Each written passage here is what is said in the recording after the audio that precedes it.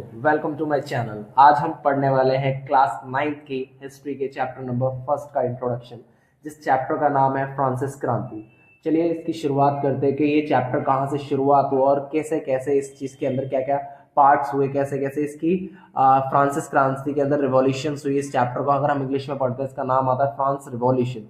चलिए बच्चों पढ़ते हैं। 14 जुलाई 1789 की सुबह, अगर मैं बात करूं ये 14 जुलाई की बात है। कहाँ पर? और it was a very dangerous day. अब मैं ये क्यों कह रहा हूँ कि ये 14 जुलाई 1989 की सुबह की बात है और बहुत ही डेंजरस डे था। ये फ्रांस की बात है बेटा।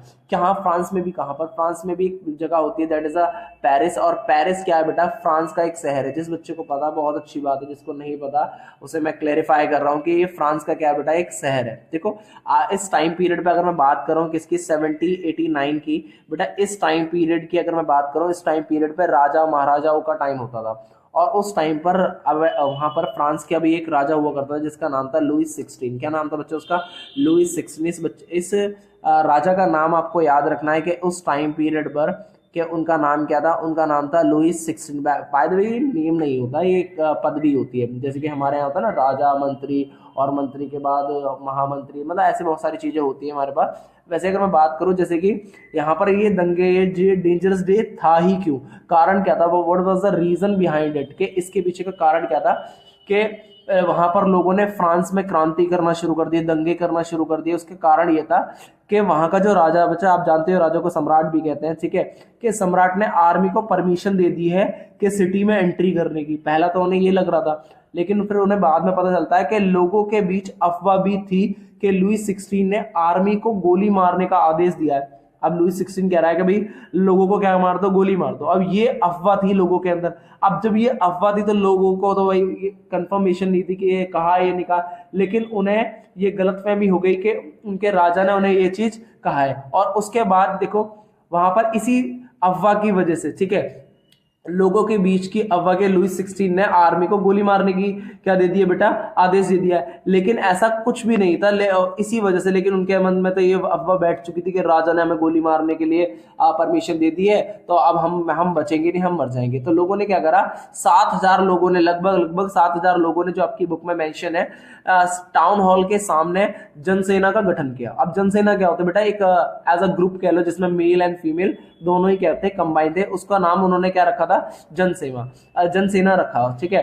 और जनसेना ने क्या क्या किया बेटा? शासकीय जो इमारतें होती है, जैसे कि हमारे यहाँ होती है ना गवर्नमेंटल प्रॉपर्टीज, ऐसे ही वहां पर राजा महाराजा की जो प्रॉपर्टीज होती थी ना, उनमें घुस करके हथियारों की खोज करने लगे। अब हथियारों की ही खोज क्यों कर रहे थे? क्योंकि उन्हें पता था कि अगर हम हथियार खोजेंगे तो हथियार ही हमारी मदद कर सकते हैं हमारी लाइफ को बचाने में। कि राजा ने जब गोली मारने की परमिशन दी है तो हम भी उन्हें उनके अगेंस्ट लड़ सके, इसलिए वो किसकी खोज कर रहे थे? हथियारों की खोज कर रहे थे, ठीक है। तो जनसेना में क्या हुआ बेटा? जनसेना एक ऐसा पार्ट है पेरिस के पूर्वी भाग की ओर गए, ठीक है। अब देखो जनसेना जो थी ना, उनमें अफरा तफरी थी, तो लोगों ने कुछ इधर गए कुछ उधर गए।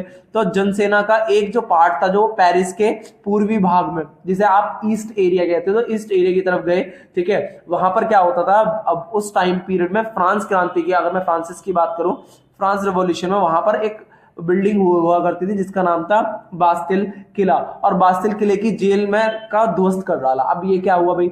अब वहां पर सबसे आपको पता है जहां पर गवर्नमेंट ऑफ प्रॉपर्टी, जहां पर डिफेंस फेज रहते हैं, वहां पर वेपन्स की भरपूर होते हैं। तो वहां पर वेपन्स की खोज में उन्होंने बास्तिल के किले को क्या कर दिया? ध्वस्त कर दिया। और इस बास्तिल की लड़ाई में,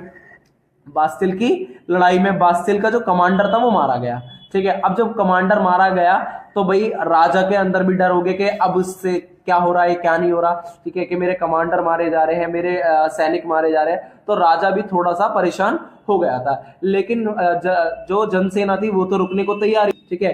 कैदी मुक्त कर दिए गए, ठीक है। हालांकि उनकी तादाद केवल 7 थी, जबकि उनकी जो तादाद अगर मैं बात करूं, उनके जो कैदियों को आजाद करा वो ज्यादा नहीं थे, वो सिर्फ 7 थे, ठीक है। बास्तिल के लोगों की नफरत का केंद्र। अब एक्चुअल में अगर तुमसे कोई ये पूछने लगे कि बास्तिल पे ही क्यों अटैक करा, क्योंकि बास्तिल जो था ना, बास्तिल किला जो था, लोगों की नफरत का क्या था? सेंटर था, ठीक है, एज अ केंद्र था, ठीक है।